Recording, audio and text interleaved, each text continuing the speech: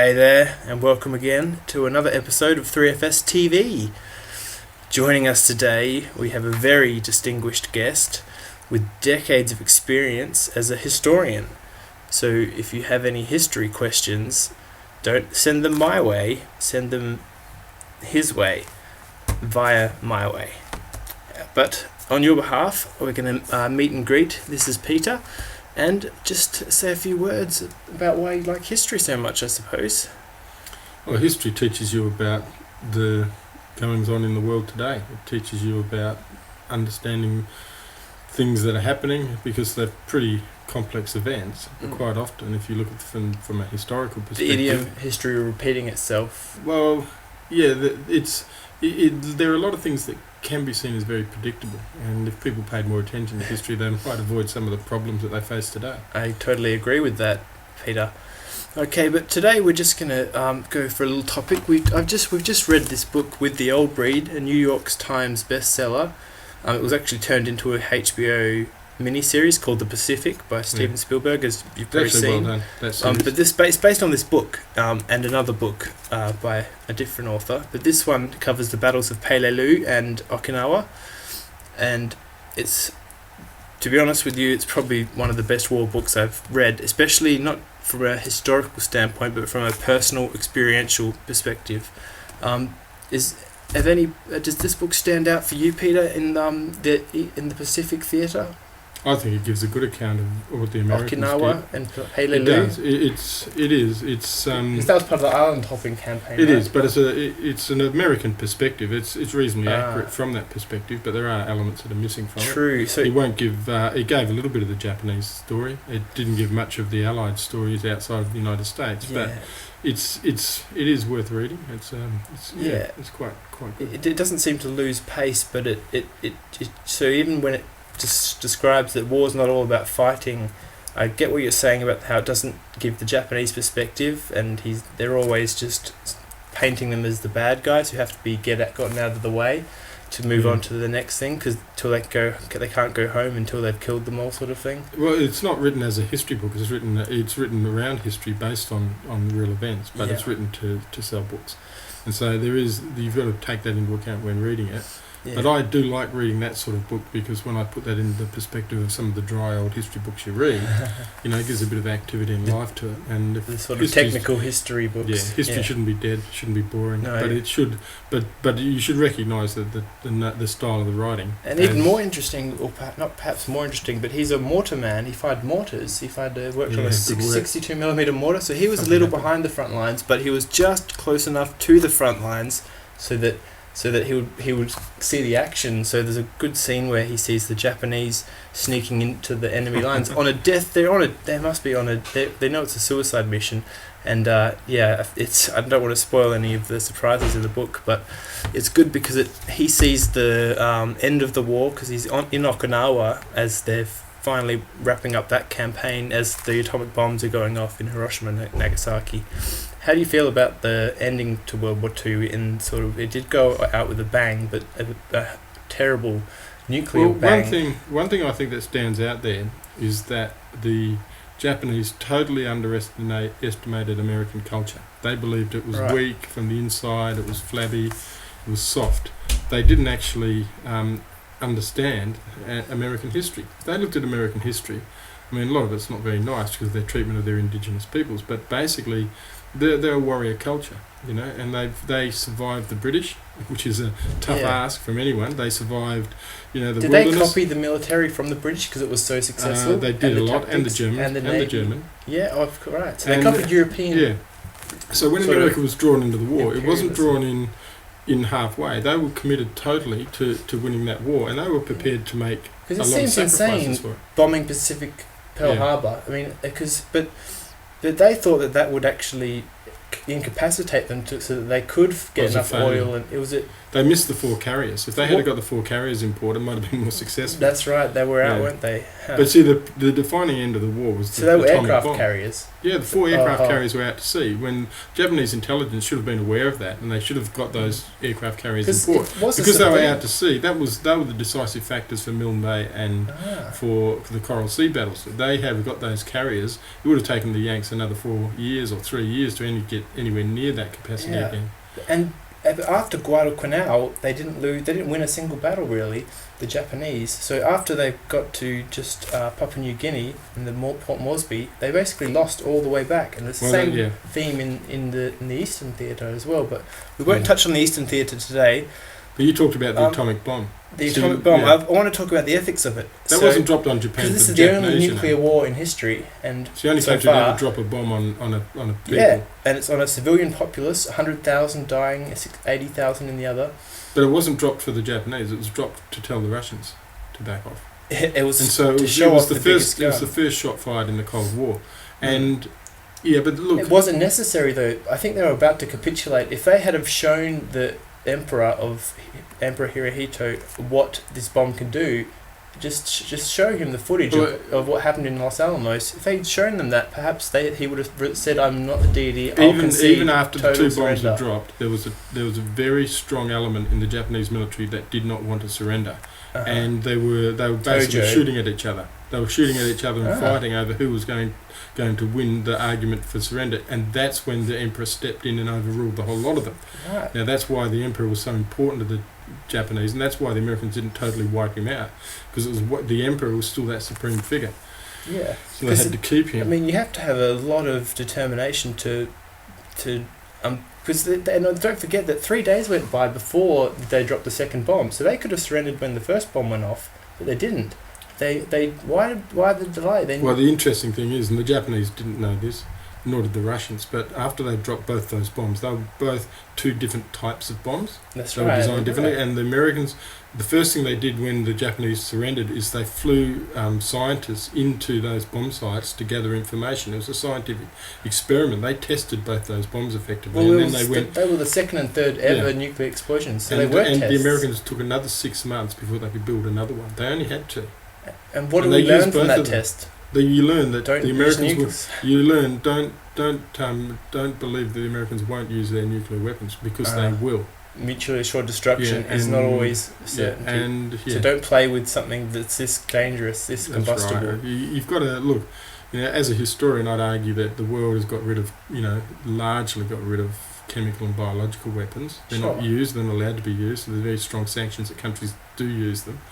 I think that we need to get Iran going nuclear, things like this? But it's not just Iran. I think all countries need to get rid of nuclear weapons. It should be. But it seems like they all want them, or the capacity to make them, at least. Well, if you they say, USA has them, why can't we? Well, Australia's had the capacity to make nuclear weapons since 1964. Well, the reason Lucas Heights started off, and it's used for medical research now, but Lucas Heights has enough uranium to create atomic bombs. And Australia then went into Woomera, which is 1964-66, and we not only had the capacity to build a bomb very quickly, within 6 months, we've had that capacity since 1964, 65, 66, but with Woomera, since 66, we've had the capacity to build rockets to launch them to anywhere in our region. Right. So we've had not only nuclear capacity, we've had the... You need the launch device. We've had the launch device to do it, and that's the F-111 was bought because it could also reach those areas and drop the bombs manually by air. But obviously Australia's not a nuclear power, but we've had the capacity to be a nuclear power now for over 60 years. Let's put the cards on the table and be realistic. We know we've all been following the Ukraine crisis, and this sort of seems like a back throw to the Cold War almost, where you have 2 nuclear-armed nations with 1,000 nukes apiece, or more at least, and they're basically just doing these proxy war things like they did during the Cold War in Korea, Vietnam. They're not actual fighting each other directly, but they're doing in Ukraine. In a historical context, you've got to look at Russian insecurity. And they're putting each other in danger. It's been invaded by the West so many times, and Russia considers Ukraine, which is sometimes called Little Russia, Baby Russia, or Brother Russia. Ukrainian is a very close language to Russian. The Russian culture is very strong. A lot of Russians live there. The Russians consider that not only a sphere of influence, but an access route for the West to invade Russia. And so the Russians feel threatened. So I think you just got to go very easy on that, because... Do you believe that Putin wants to annex any more of Ukraine? Do you believe that it was an annexation? I think the Russians feel very, very insecure about the West's actions there, and they see it as a military threat. Don't forget, they're culturally different. They think differently. Their culture is different, and they have a lot of reasons to fear us, given our combined history, right back to Napoleon. So I suspect that they've got this xenophobia going on, and that and then they've got that. This could be a nationalistic problem where they have this nationalistic fervour going on. And that's going to keep putting fuel onto the Ukrainian crisis. Well, Hitler gave appeasement a bad name, but and so when you look at the Ukraine, he gave a lot of things a bad name. Yeah, but he gave appeasement. It's hard to give genocide a bad name, and he pulled that off. He did that one all right, yeah. But then genocide's been, it wasn't pretty to start with. Australia's committed a genocide. So's the Americans. But he did it. His was methodical and actually ours was pretty methodical too. Put the trains in the order, it organised sort of. Technological killing. I know. That's which is very different. But in the end, Stalin actually killed more non-combatants than Hitler ever did. I've heard a stat that Mao Zedong killed something like 70 million people in his reign of. Well, there was stories of people who escaped the Nazi death camps, and they went and sought asylum in Russia, and the Russians immediately put them into their camps, and the ones that survived, and not many did, actually said they were worse. So it's historically, who was worse? But you're right. But Stalin was not as bad as Hitler, because Hitler did it based on race and religion, and Stalin just killed people. But what if we excuse Hitler's latter actions when he sort of mental capacity to you can't excuse it. It wasn't just Hitler; it was a whole group of people. Some people sort of say he was like a philosopher sort of character who was at one with. He wanted what's best for the people, for the majority of the people, and he did actually get the economy going, and he was elected into parliament, by the people as representatives. No, Hitler always saw himself as the ultimate German. Even at the very end, when Germany was going to be defeated, he was blaming the German people for being weak, and he wasn't blaming himself. They failed him, So he was always about himself. And look, you can't ever forgive those sort of actions. But as we're getting back to the places like the Ukraine, I think we just need to be aware of Russian sensibilities, and look, even those sanctions that they put in place against Russia, they're having a much. The Russians have put sanctions in place against the EU now, and it's costing the EU a lot more than it's costing Russia. But Russia's actually becoming more independent now. It's producing more of its own goods and services. It's actually producing a greater variety of food supplies and stuffs. It's actually sought new markets in China and outside of the EU. China, they made a big $1 billion deal with oil pipeline to China. Actually, to China. But even when they come back to lift the sanctions, the Russians won't necessarily have to trade with them anymore, because the Russians have a certain loyalty and they don't trust the West. Do you think that, mate, this is a hypothesis that I've heard, that the problem in Ukraine is that Putin wants to have a little bit of control in Kiev, so if he creates instability there, whenever they do UN meetings or whatever, he can turn up the heat in Kiev politically and get them to sort of vote with whatever Russia's policy is nationally? Look, it's the same policy that the Americans have in the Western Hemisphere. In the Western Hemisphere, the Americans call it the Eisenhower... spheres of influence. Yeah, they call it the Monroe Doctrine. The Monroe Doctrine, the Americans had it since, 1830. The Monroe Doctrine is that the United States is going to oppose any European power expanding its power base into the Americas. Where they already have an existing power base, they won't do anything about it, but they'll stop it. That's where the Cuban crisis was important. Now, the Ukraine is Russia's Cuba, and the Russians are simply stating their own doctrine that this is our sphere of influence. We don't want foreign powers who may be hostile to us to come into that region. And the Americans have had the same policy in the Americas for nearly 200 years, and so you can't turn around and blame the Russians for wanting to do the same thing in the Ukraine. It doesn't mean the Americans are right, doesn't mean the Russians are right, but it just means that they're both a bunch of hypocrites if they criticise each other. Well, what about... But Putin is actually... He's turning into a really nasty dictator. He's like a really smart person, and it's like playing a game of chess where he knows what he wants at the end of this. I don't know about that. I think he planned to have the Olympic Games before he annexed Crimea. He timed it. Look, he's He had the Sochi games and then he annexed Crimea. He didn't do it in the other order because that would have been really bad for his Russian. He's a Russian nationalist, and Russian nationalists support him, and Russian nationalism is very strong. And they have a huge propaganda machine going. Yeah, but Hitler was a German nationalist. He was very popular too for a while. Sure. He actually got 44% of the vote at one stage. He was elected by... No, he wasn't. He was, but they gave him extreme powers. He only ever got 44% of the free vote. Because they voted for him because they were scared of the SS. And it was mostly people like in the middle classes who voted for him. Teachers, lawyers, people like that.